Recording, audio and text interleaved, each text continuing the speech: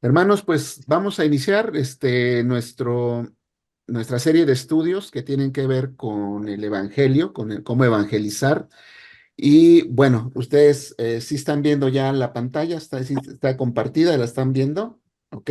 Sí, Bueno, si notan ustedes lo que nos dice ahí la pantalla dice entendiendo el Evangelio y vamos a hablar acerca de esto, de entender el Evangelio, ¿sí? Porque no se puede evangelizar si no se entiende el Evangelio.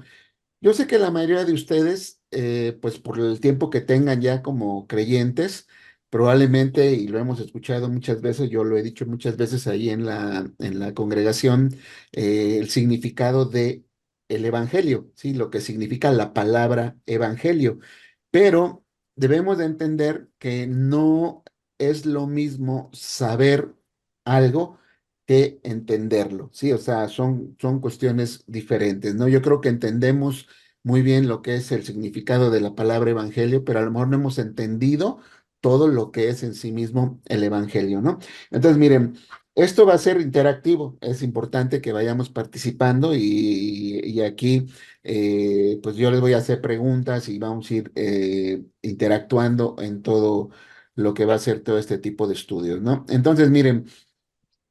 Ahí dice, hay una pregunta ahí que dice, ¿qué es el evangelio para ti? ¿Sí? O sea, no que me digas la definición de la palabra evangelio. Ya sabemos que la definición del evangelio son buenas noticias, pero ¿en qué consisten esas buenas noticias? Esa es la pregunta en sí, ¿qué es el evangelio para ti? ¿En qué consisten esas buenas noticias? Entonces yo les voy a preguntar en 1 o 2 minutos, díganme ustedes qué es el evangelio para cada uno de ustedes, ¿no? Vamos a empezar. Nuestra hermana Francisca está ahí. Hermana Francisca, díganos en 1 o 2 minutos qué es el evangelio para usted. es el estudio de la Biblia, el estudio de Dios, el estudio del Señor, de nuestro Señor Jesucristo, el estudio de la Biblia. El Evangelio para mí es el estudio de la Biblia, porque es los Evangelios, ¿verdad? ¿Ok? Bueno, ese son los evangelios, pero el evangelio como tal es las buenas noticias de la salvación de Señor, Cristo y todo esto, ¿ah? sí, sí. Sí. Muy bien. A ver, hermana Lucy, ¿para usted qué es el evangelio? Para mí, ¿qué es el Evangelio? Pues es conocer la palabra del Señor y yo creo que hacerlo lo mejor posible por seguirla y conocer el por qué Él murió en la cruz por nosotros. Para mí, pienso que eso es el Evangelio, seguir su palabra. Ok, muy bien. Hermana Rosita, ¿para usted qué es el evangelio? Para mí el Evangelio es lo que dejó Jesús para que nosotros aprendiésemos de lo que Él vino a enseñarnos aquí a la tierra. Muy, Aprender y saber lo que Él hizo por nuestra salvación. Para mí eso es el Evangelio. muy bien, perfecto, hermana. Hermana Tere, ¿cuál sería, qué es lo que para usted el evangelio? Son las buenas nuevas de salvación, en donde el Señor pues nos habla en ellos de cómo Él vino siendo Dios en forma de hombre. ¿Eh? Eh, Él vino con un propósito de salvar a lo que se había perdido. Ujú, Entonces, ese es el Evangelio, el muy bien. conocer a Jesús, el saber su origen, porque en alguno de ellos está desde toda su genealogía humana, pero él siendo Dios decidió nacer como nosotros, como hombre, ¿Eh? pero siendo Dios se hizo pues en carne para entender o que lo viéramos como un ejemplo a seguir. Muy bien, hermana. Gracias. Hermana Espe, ¿para usted qué es el evangelio? Aprender la palabra de Dios y llevar la salvación a los demás. ¿Eh? Muy bien. Fíjense que como lo hemos comentado, la palabra como tal, evangelio, pues significa buenas nuevas, buenas noticias, ¿no?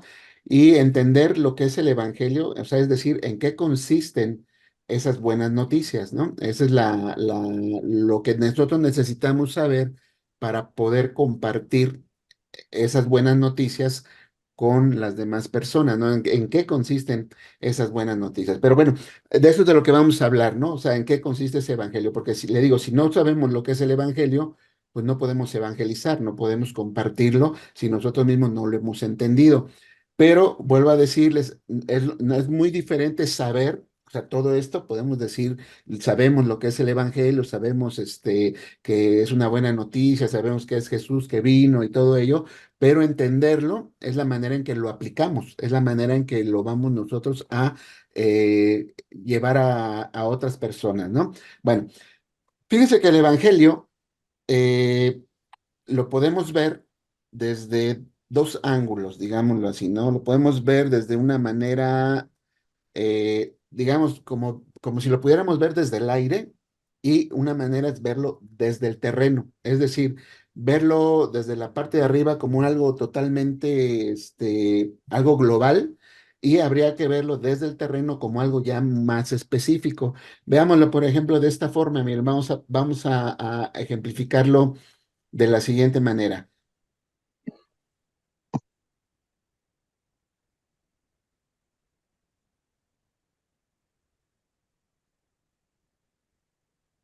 Ok, sí están viendo la pantalla, ¿verdad? Sí. Sí, Ok, ahí tenemos dos ángulos, verlo desde el aire, otras es verlo desde el terreno. ¿En qué consiste esto? Miren, aquí tenemos, por ejemplo, cuando vemos el Evangelio desde el aire, es cuando el Evangelio es es la historia arrolladora que nosotros podemos ver desde Génesis hasta Apocalipsis, ¿sí? Que esa historia se puede resumir con unos pocos puntos. O sea, esa historia en general, viéndolo desde el aire, como estamos viendo el mapa que está aquí de imagen, cuando esta imagen la estamos viendo desde el aire, es la colonia, donde está la comunidad cristiana. Sí, aquí donde está la foto de la hermana Pili, esa es la calle donde está la comunidad cristiana. Lo estamos viendo desde el aire, lo vemos todo de una manera global, estamos viendo muchas calles, estamos viendo muchas cosas, pero verlo ya desde el terreno es cuando estamos ya en la calle, como lo vamos a hacer ahorita. Cuando el Evangelio lo vemos desde el aire, le digo, es toda la historia que nosotros vemos desde Génesis hasta Apocalipsis. Y esa historia, en general, se puede resumir, por ejemplo, en lo que es la creación, lo que es la caída, lo que es la redención y lo que es la nueva creación. O sea, vista desde el aire el Evangelio, pues prácticamente es todo lo que ha pasado desde Génesis hasta Apocalipsis que tiene que ver con eso, lo que la creación tiene que ver con la caída del hombre, le digo, cómo es que va a ser redimido y finalmente el futuro, ¿no? La nueva creación que nos espera. Esto lo estamos viendo desde el aire. Pero ¿qué pasa o cómo lo vamos a ver desde el terreno, ¿no? Desde el terreno, hagan de cuenta qué es esto. Aquí tenemos la calle donde está la comunidad cristiana, aquí en el edificio verde ya estamos viendo más cosas, ya no lo estamos viendo solamente superficialmente. Entonces, cuando vemos el Evangelio desde el terreno, es la manera en cómo se desarrolla el relato de manera total, este relato épico, perdón, y cómo se va transformando en una buena noticia para la gente pecadora, o sea, los pecadores como nosotros, ¿no? Esto nos va a llevar ya de una manera ya más enfocada a mirar a Dios, ¿sí? Ya no ver la creación como tal, sino ahora vamos a ver al Creador, vamos a ver ya no la caída, sino vamos a ver a toda la humanidad que ha caído justamente en el pecado y vamos a ver a Cristo, vamos a ver a Jesús como la respuesta, ¿sí? La respuesta que nosotros necesitamos para que se cumpla lo que habíamos dicho ahí anteriormente, que es la parte de la redención, ¿sí? Entonces eso es cuando lo vemos ya de una manera, ya desde el terreno, ya no lo estamos viendo desde arriba, ya estamos metidos en lo que sería la parte de el conocimiento ya más pleno de lo que es el evangelio, ¿no? Entonces, Hay que entender que el cristianismo no es no es un código de ética, no es un buen consejo, sino todo esto está por encima de esto y es justamente las buenas noticias que nos trae el Evangelio. Y entonces en este sentido, fíjense hermanos, no es necesario, fíjense, esto es bien importante, no es necesario que ustedes ni que cualquier persona vaya a un seminario para entender el Evangelio. No es necesario que ustedes estén en algún ministerio para poder entender el Evangelio. Es más, ni siquiera hace falta que ustedes sean líderes cristianos para poder entender el Evangelio como para que se lo puedan comunicar a otras personas. Aquí es donde está todo el Evangelio. Fíjense, como una especie de historia. Vamos a relatarlo de esta manera, ¿no? Lo único que nosotros necesitamos saber, lo único que ustedes necesitan saber es que hace más de 2000 años hubo una invasión, digámoslo de esta manera, del cielo en la tierra a través de la persona del Señor Jesucristo, ¿sí? Él lo que hizo cuando vino aquí es que inauguró un nuevo reino, ¿sí? Y durante 33 años que el Señor vivió en este mundo, vivió una vida de infidelidad que fue inquebrantable, que fue perfecta delante de Dios. ¿Sí? En otras palabras, lo que podemos decir es que Él vivió la vida que por más que nosotros intentemos vivir, no podemos vivir. O sea, Él vivió la vida que ninguna persona puede vivir. Y que como Él nos ama, entonces Él fue a morir o murió por cada uno de nosotros, porque nosotros éramos quienes merecíamos la muerte, ¿sí? Así que como creyentes, aquellas personas que llegan a creer en el Señor Jesucristo, pueden saber, pueden estar seguras que en la cruz, ¿sí? En la cruz lo trataron, digámoslo así, como si hubiera, hablando del Señor Jesús, ¿eh? En la cruz, a él lo trataron como si él hubiera llevado una vida pecaminosa, para que cada uno de nosotros pudiéramos ser tratados como si hubiéramos vivido una vida justa, ¿sí? Eso es lo que, o sea, en principio, lo que nos va relatando el Evangelio, ¿sí? Bueno, después de que Jesús fue sepultado, que ahora ya no lo está, ¿sí? Porque 3 días más tarde, 3 días después, él se levanta y sale de la tumba.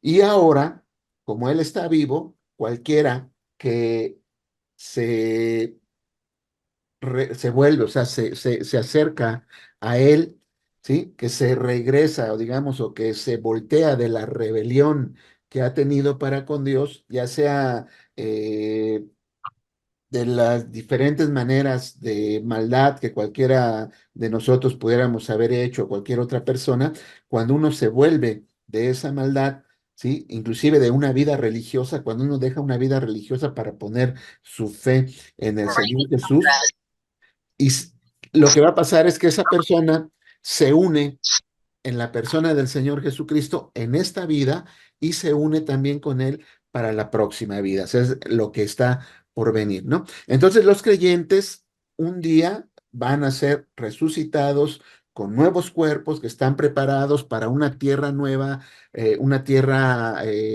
pues nueva y totalmente que no tiene ninguna relación con lo que hoy nosotros conocemos y que vamos a entrar en el gozo de nuestro Dios, un Dios que es trino, que es Padre, que es Hijo y que es Espíritu Santo, y que vamos a reinar con Él como reyes y como reinas del universo para siempre. Todo esto va siendo el mensaje del Evangelio, ¿eh? Dice, entonces, hoy, en la era que estamos viviendo, que es obviamente una era de escepticismo, es decir, donde la gente no cree muchas cosas, donde la gente no cree lo que parece ser cuestiones irreales o cosas que son demasiado buenas como para ser ciertas, pues muchas personas no creen en esto. O sea, la verdad es que las personas no lo pueden creer porque se les hace como una historia nada más, una historia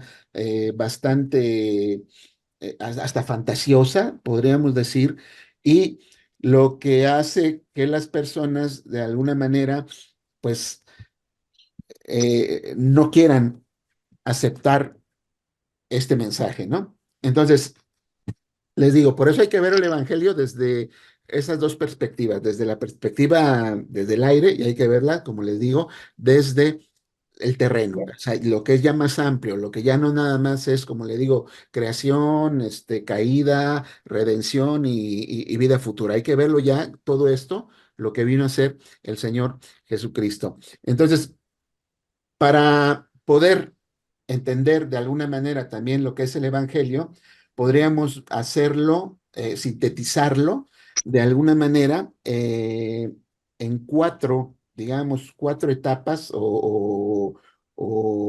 sí, cuatro movimientos, digamos, que tienen que ver con lo que es el Evangelio, ya sea desde el aire o ya sea desde el terreno. Fíjense,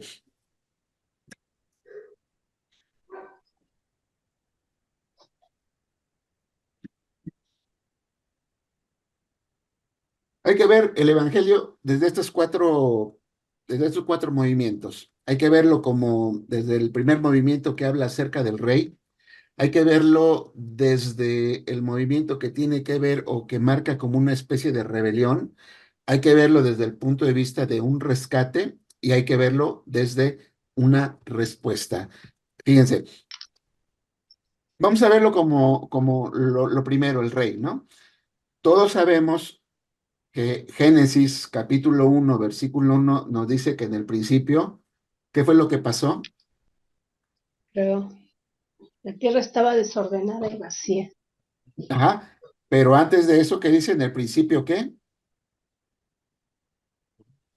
En el principio creó Dios los cielos y la tierra, ¿no? Y ya después dice estaba desordenada y vacía. Bueno, aquí lo que estamos viendo acerca del rey es que la Biblia comienza con la afirmación más básica de que Dios, o sea, fíjense, la Biblia no nos habla, no nos va a decir si, o nos va a tratar de probar si Dios existe. O sea, no nos va a decir ni nos va a dar argumentos para que nosotros le digamos a las personas que Dios es verdadero, o sea, o que Dios existe. La Biblia lo da por sentado. Por eso, desde un principio dice que Dios ya estaba, ya existía y que Él creó todas las cosas. Ese es el rey del universo, es el que creó todas y cada una de las cosas, nos creó a nosotros mismos y esa es una afirmación que la Biblia nos da. ¿Qué pasa cuando va usted con alguien que no cree esta parte de que el universo fue creado? ¿Qué otra opción tiene la gente para creer?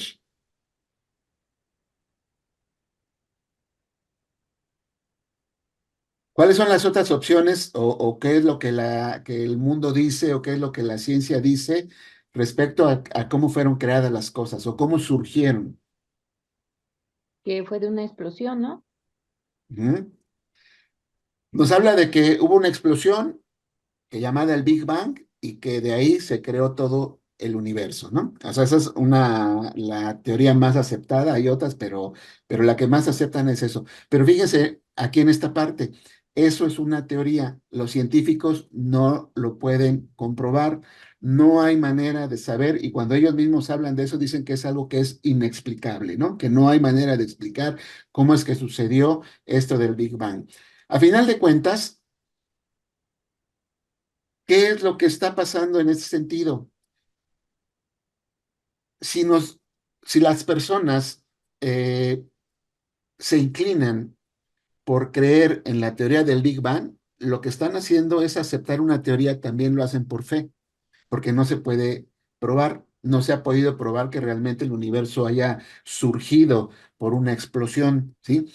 La otra opción es creer que el universo, que todas las cosas fueron creadas por un Dios que existía mucho antes y que existía y que ha existido toda la vida, que no fue creado, ¿sí? Que no fue hecho, sino que Él ya estaba ahí y que Él creó todas las cosas. A final de cuentas, las dos cuestiones se aceptan por fe, porque ninguna de ellas se puede comprobar. ¿Sí me explico? Si alguien me dijera, no, pero es que, bueno, a ver, compruébame que realmente la Tierra fue creada o que todo el universo fue creado por una explosión. No podrían comprobarlo. O sea, no hay manera. Entonces, todos, de una o de otra manera, o creemos en la creación, que es que Dios creó todas las cosas y nos creó a nosotros, o creemos una teoría de una explosión donde todo surgió que tampoco se puede comprobar. Desde ahí empieza uno a hablar del Evangelio, ¿no? Y uno empieza a hablar de este rey que creó todo el universo, que hizo todas las cosas y que a final de cuentas nos creó igual a nosotros, ¿no? Él es el que creó, es el que sustenta, es el que gobierna todas las cosas que existen. Entonces, ahí empieza uno a hablar del Evangelio, o sea, uno puede empezar, como le decía, viéndolo desde el aire, hablábamos de la creación. Ahí está la creación, un rey, un soberano que creó todas las cosas y que nos creó inclusive a nosotros. Ese rey es el rey de la gloria, es un Dios de amor, ¿sí? Es, inclusive, también es una comunidad, digámoslo así, de personas, porque al ser tripartito, o sea, al ser el Padre, el Hijo y el Espíritu Santo, pues ellos comparten de alguna manera todo lo que se creó, ¿sí? Ahí empezamos a hablar del Evangelio. Entonces, este Dios trino que hace a la humanidad, le hizo a usted, a mí, a todos los demás, nos creó a su imagen. ¿Con qué intención? Para que lo conociéramos y para que disfrutáramos de su amor, para que disfrutáramos de lo que Él creó y que disfrutáramos justamente de el amor que Él tiene para cada uno de nosotros. Lo que significa que al crearnos Él, al crearnos este Dios, nos creó para que disfrutáramos de Él y que por derecho, fíjense, esto es otra cosa importante, por derecho le pertenecemos, ¿sí? Al ser el nuestro creador, nosotros, por el simple hecho de que Él nos haya creado, nosotros le pertenecemos, o sea, somos de Él, o sea, no hay manera que digamos, yo soy independiente o algo así, a final de cuentas, le pertenecemos por derecho, ¿sí? Y fuimos creados justamente para Él, lo que significa que solamente ese Dios que nos creó es el único que puede satisfacer nuestro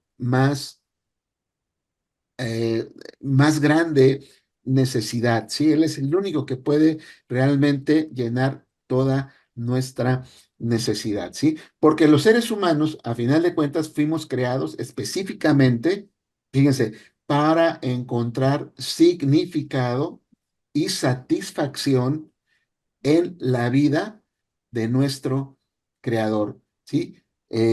Por encima de cualquier cosa que en la que nosotros pudiéramos pensar que podemos encontrar satisfacción, fuimos creados para encontrar satisfacción únicamente en él, ¿sí? Por encima del éxito, por encima de la popularidad, por encima del dinero, por encima del romance, por encima de uno mismo, inclusive, la única cosa que le puede dar sentido al ser humano es Dios mismo, ¿sí? Alguien ha dicho, y creo que lo he comentado también en algunos estudios, que el vacío que todos los seres humanos tenemos tiene la forma de Dios, ¿sí? O sea, por eso es que no se puede llenar con dinero, no se puede llenar con la fama, no se puede llenar con las posesiones, no se puede llenar con una persona, no se puede llenar de ninguna manera porque ese vacío tiene la forma de Dios y solamente Dios puede llenar ese vacío. ¿Sí? Eso es algo que de lo que estamos hablando respecto, como le digo, del evangelio. Todo esto es el evangelio, ¿sí? Entonces, ¿cuál es la historia de, de la mayoría de personas? O sea, ¿cuál es la historia de las personas que nos rodean? O sea, ¿cómo son sus vidas? O sea, ¿están satisfechos en la manera de vivir? ¿Se sienten contentos? ¿Se sienten plenos? ¿Están totalmente llenos? Y cuando uno empieza a ver a las personas, nos damos cuenta que no. O sea, la mayoría de las personas puede ser que en apariencia están bien, a lo mejor tienen dinero, a lo mejor son de buen parecer, son guapos, son bonitas las mujeres y todo eso, pero siempre van a tener un vacío en su corazón que no van a poder llenar si no es que se acercan al Señor, ¿no? Entonces, ¿cuál es la historia de la vida de todas las personas? ¿Cuál fue la historia de vida de nosotros? Ahí cuando estamos compartiendo el Evangelio, nosotros somos testigos de esto. O sea, ¿cómo era nuestra vida antes de conocer a Dios? ¿Cómo era nuestra vida antes de conocer a Jesús? ¿Cómo era nuestra vida antes de tener esa relación con Él? ¿Éramos plenos? ¿Estábamos totalmente satisfechos? ¿Estábamos totalmente pensando que no necesitábamos nada? ¿O cómo era realmente nuestra vida? ¿No? Entonces, ¿qué pasó? ¿Qué es lo que pasa en este sentido? ¿Sí?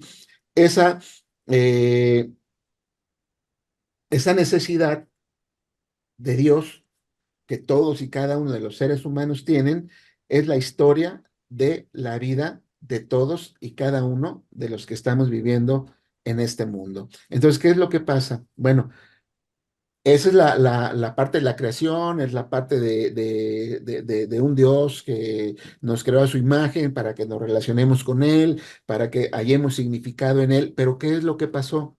Bueno, viene entonces la cuestión de la rebelión. ¿Sí? Viene la rebelión. Como vemos aquí, como les estaba yo compartiendo, tenemos el primer punto, el rey, luego hay que entender esta parte de la rebelión. No nos va a dar tiempo, como le digo, de verlo todo, pero vamos a, de hecho, se va a cortar la transmisión en unos minutos porque no entré con la cuenta de la comunidad porque en esta máquina no la tenía dada de alta y no me permitió entrar en esa, entonces entré con mi cuenta y se va a cortar a los 45 minutos, nos quedan 8 minutos, se va a cortar, pero ustedes vuelven a entrar, ¿no? Para que terminemos. Bueno, vamos a ver de la rebelión. Buscamos amor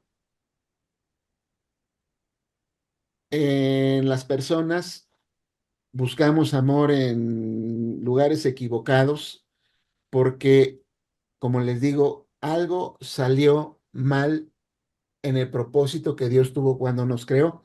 Algo salió mal en nuestra relación con Él, algo pasó en nuestro corazón. Y entonces esto hace eco de lo que sucedió realmente con nuestros primeros padres, con Adán y con Eva. Lo que ellos hicieron es que le dieron la espalda a Dios, ¿sí? El propósito de Dios de que encontraran en Él satisfacción, que encontraran en Él la llenura y que encontraran en Él el propósito de la vida, al darle ellos la espalda y decidir tomar, digámoslo así, tomar el sartén por el mango, es decir, tomar la rienda de sus propias vidas, de hacer a Dios a un lado, dejarlo de lado para ellos gobernar únicamente sus vidas y fracturando de esa manera la relación y la creación. Y lo que ellos hicieron es que a todos aquellos que descendemos de ellos, a todos sin excepción, lo que hicieron es que nos transmitieron como una especie de enfermedad, hay que verlo de esa manera, como una especie de enfermedad, nos transmitieron lo que se llama el pecado, ¿sí? Todos sin excepción nacimos con pecado como una enfermedad que fue heredada de nuestros primeros padres, Adán y Eva, y en lugar de vivir para nuestro Hacedor, en lugar de vivir para nuestro Creador, empezamos a vivir todos y cada uno para nosotros mismos. ¿Sí? Empezamos a vivir para únicamente nuestros deseos, nuestros planes, nuestros propósitos, lo que yo quiero, lo que quiero alcanzar, lo que quiero lograr. Empiezo a vivir únicamente para mí. Entonces, los tentáculos, como un pulpo, como los tentáculos del pecado, deformaron nuestros corazones y desordenaron nuestros afectos, ¿sí? Desordenaron nuestros afectos, es decir, las cosas importantes para todos y cada uno de ellos, el pecado lo que hizo es que lo desordenó. O sea, el pecado trajo caos de alguna manera a nuestras vidas, desordenando, ¿sí? Deformando nuestro corazón, deformando nuestros sentimientos, deformando nuestras intenciones y, como le digo, desordenando nuestros deseos, nuestros anhelos, nuestros afectos, lo que queremos, lo desordenaron.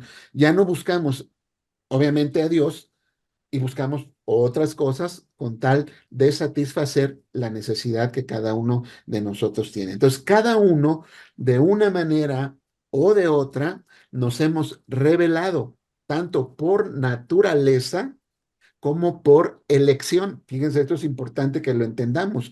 Yo me he revelado por naturaleza porque mi naturaleza y la naturaleza de todos nos ha llevado a revelarnos, pero también he elegido revelarme. O sea, yo no solamente mi naturaleza me llevó a revelarme, sino que yo también y todas las personas elegimos continuar revelándonos a ese Dios que nos creó. ¿Sí? Es fácil pensar en el pecado como algo relativamente menor. O sea, es como minimizar el efecto del pecado, minimizar lo que es el pecado, como si hubiera sido alguna travesura, digamos, que cometió Adán y Eva, como algo superficial únicamente.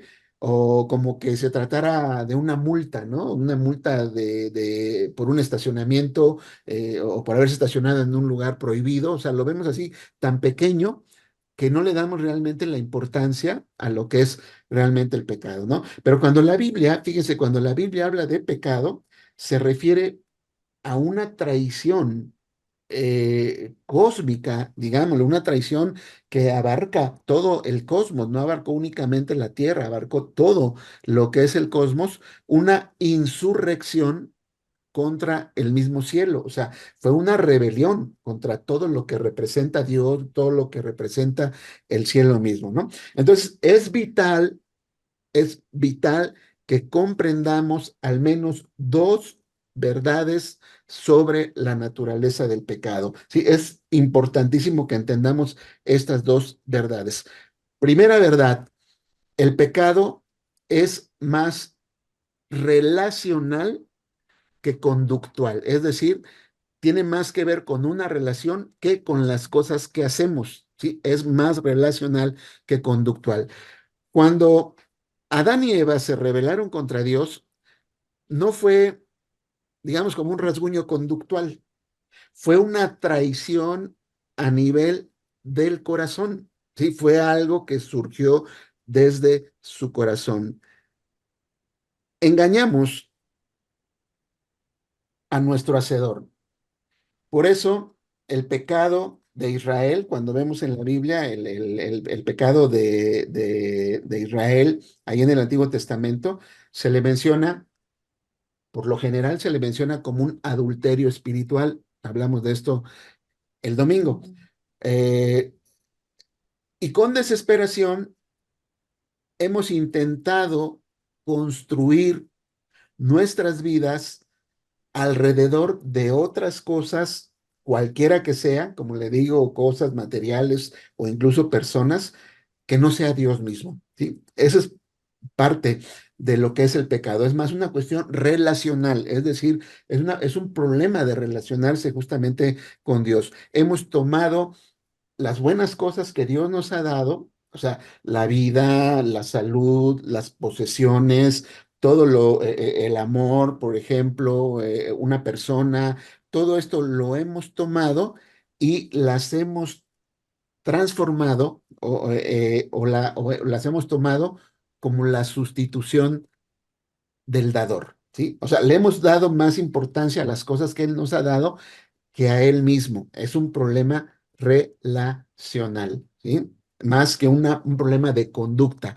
Se va a cortar ya la transmisión, le digo, queda menos de un minuto, pero eh, los va a sacar, pero ustedes vuelven a entrar, yo vuelvo a abrir la sesión. Entonces vamos a esperar ya porque ya se va a cortar en cualquier momento. Pero bueno, véanlo así, ¿sí? El pecado es más relacional que conductual. Es decir, tiene más que ver con la relación con Dios que con las cosas que nosotros hacemos. Eso es importante que lo entendamos. Esta es la primera parte, hay que ver el pecado desde estas dos verdades, ¿sí?